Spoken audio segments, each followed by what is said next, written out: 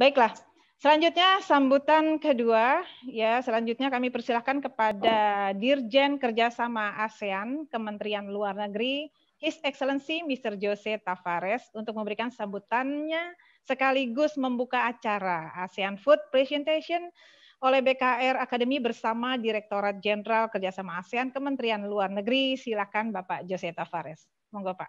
Terima kasih Bu Sarah.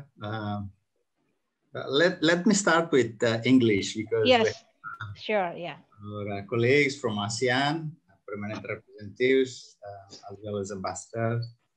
So I will start with English and then later on Bahasa Indonesia.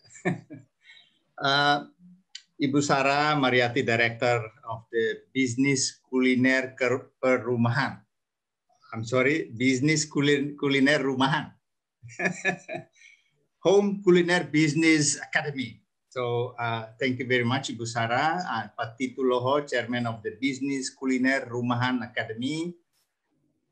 Ambassadors, permanent representatives of ASEAN. I recognize Ambassador Kamsia Kamarudin and also Madam Chi Servignon from the Philippines. Also my colleagues from the permanent representatives of ASEAN. Distinguished panelists has already been introduced, Chef Ali Fatgul Maulana, Chef Luki, Chef Abi, Pak Jody, and Pak Mindiarto. Distinguished participants, so thank you very much. Good afternoon to you all. Let me first and foremost express my appreciation to Pak Tito and his team for the Business Kuliner Rumahan Academy for this initiative to organize this virtual ASEAN food presentation on the occasion of the 53rd anniversary of ASEAN. It is indeed a very creative, I must say, a very creative and innovative way to celebrate ASEAN Day. By promoting one of the most important aspects of our life. And also culture, our culture that binds our community closer together, which is the cuisine, the food. Without food, without which we won't be able to survive. So this year, 2020, ASEAN celebrates as the year of ASEAN identity. One thing that we have to remember when we talk about our identity is that the values shared by ASEAN member states have existed long before the establishment of ASEAN. So our relations, our culture, our identity have binded together for very, very long time. So the rich traditions of Southeast Asians are formed from a process of interaction, acculturation that has been taking place since the era of ancient kingdoms.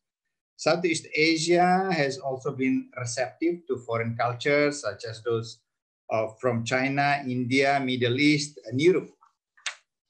ASEAN is blessed with abundant and varieties of cuisines that reflect the influence of numerous ethnicities and cultures. This is an invaluable asset of our traditions, and we shall make use of them to promote the sense of togetherness and well-being of our people. Colleagues, our world today is preoccupied with the challenge of COVID-19 pandemic that has affected almost all aspects of our lives, including our socio-economic activities. Now, all activities are subjected to the health protocol of COVID-19. However, we shall not give up and limit our enthusiasm for creativity and innovation. So Business Kuliner Rumahan Academy has taken the opportunity to demonstrate and introduce the variety of ASEAN cuisine virtually.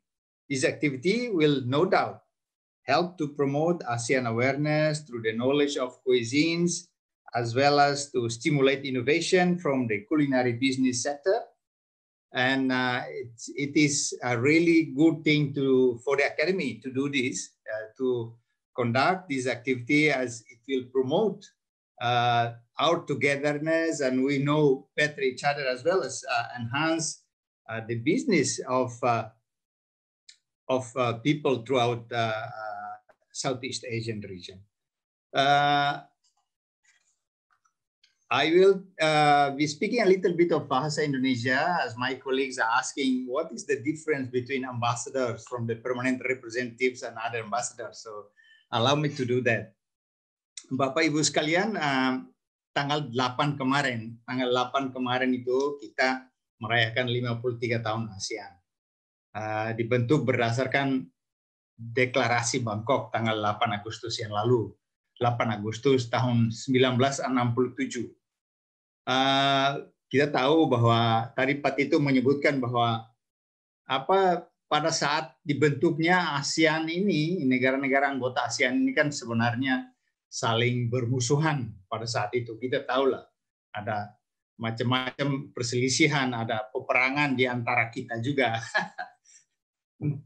Jadi ASEAN terbentuk, dan ASEAN terbentuk, masyarakat ASEAN itu menjadi lebih bersatu, bekerja sama erat daripada menghabiskan energi dan seluruh kekuatan kita untuk saling menghantam, ya. Itu kita bekerja sama ternyata sangat menguntungkan semua di kawasan ini. Nah, saat ini seperti tadi sudah disebutkan, ada 10 negara anggota ASEAN. 10 negara anggota ASEAN ini mempunyai duta besar. Duta besar di Jakarta, termasuk duta besar Indonesia juga. Jadi ada duta besar Indonesia dan permanent representative, dinamakan permanent representative ini. Bukan berarti bahwa mereka permanen terus-menerus di situ, tidak. Tapi ini hanya satu istilah aja. Permanent representatives, ambassadors yang ditugaskan di ASEAN ini jadi 10. Jadi diplomat juga. Jadi meskipun ada duta besar Indonesia, Pak Ade, di situ dia statusnya sebagai diplomat Indonesia yang ada di situ. Nah, di samping 10 negara anggota ASEAN ini, kita pada tahun 70-an, 74 mulainya, kita menganggap bahwa kenapa hanya kerjasama di antara 10 negara aja. Perlu kita buka juga kerjasama dan kemitraan dengan negara lain. Jadi oleh karena itu, sejak tahun 1974, mulai dari Jepang, Australia, masuk sebagai negara mitra anggota ASEAN. Saat ini ada 11 negara mitra utama. Negara mitra utama ASEAN itu ada Amerika Serikat, Rusia, RRT, Republik Korea, Jepang, India, Australia, Selandia Baru, Uni Eropa, Kanada, termasuk Perserikatan Bangsa-Bangsa. Nah, ini kemitraan ini sebenarnya ada tingkatannya. Jadi kita setiap tahun itu berurusan dengan negara-negara mitra ini, mulai dari working level, senior officials, seperti kami, kemudian tingkat menteri, sampai ke kepala negara. Mereka terus duduk bersama dan berdiskusi berbagai macam hal di bidang politik, keamanan, sosial, budaya. Nah, mereka ini juga mempunyai duta besar yang khusus untuk ASEAN di samping bilateralnya. Jadi ada yang secara terpisah, secara khusus, ada yang merangkap juga. Nah, selain mitra utama ini, juga ada mitra sektoral. Mitra sektoral saat ini ada Pakistan, Norway, Switzerland, Turki. Itu negara-negara mitra sektoral ASEAN. Mereka juga ada duta besarnya yang diakreditasikan ke ASEAN. Ada yang merangkap juga. Kemudian ada juga development partner. Saat ini ada Jerman dan Chile.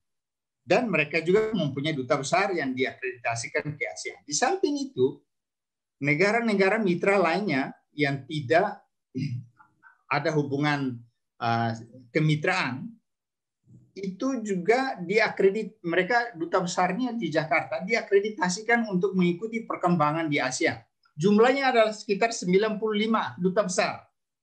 Jadi bisa dibayangkan duta-duta besar yang diakreditasikan ke ASEAN itu ada lebih dari 100 lah. Lebih dari 100. Tentu saja yang utama ya, yang kita sendiri negara anggota ASEAN, itu yang permanent representatives, yang tadi yang 10 negara anggota ASEAN. Yang lainnya mitra, itu ada mitra-mitra utama maupun duta-duta besar yang ingin mengikuti perkembangan ASEAN. Saat ini negara-negara yang ingin menjadi mitra ASEAN itu antri, kita yang kewalahan menangani. Kita yang sorry, tunggu dulu, kami ada moratorium nih. Udah banyak sekali yang antri mau engage dengan ASEAN dalam berbagai hal. Jadi inilah kurang lebih agak sedikit keluar dari isu atau topik pokok kita, yaitu makanan. Ini sedikit ya atas permintaan Pak Tito, jadi saya jelaskan sedikit mengenai duta-duta besar di ASEAN. Jadi barangkali saya berhenti di sini aja. Tentu saja kalau ada kegiatan Pak Tito adakan khusus mengenai ASEAN dan membicarakan isu-isu lain, kita siap untuk lakukan. Dear colleagues, finally I would like to reiterate my appreciation to the ambassadors, to our colleagues from the permanent representatives to ASEAN, and also the distinguished participants for your support to the community of business Kuliner Rumahan Academy. I wish you all a pleasant time in this program. So once again, happy ASEAN Day. Terima kasih banyak. Terima kasih. Happy ASEAN Day too. Okay. Yeah, happy ASEAN Day. Thank you very much for the welcome from Mr. Jose Tavares to all BKR Academy participant. Terima kasih banyak, Mr. Jose Tavares.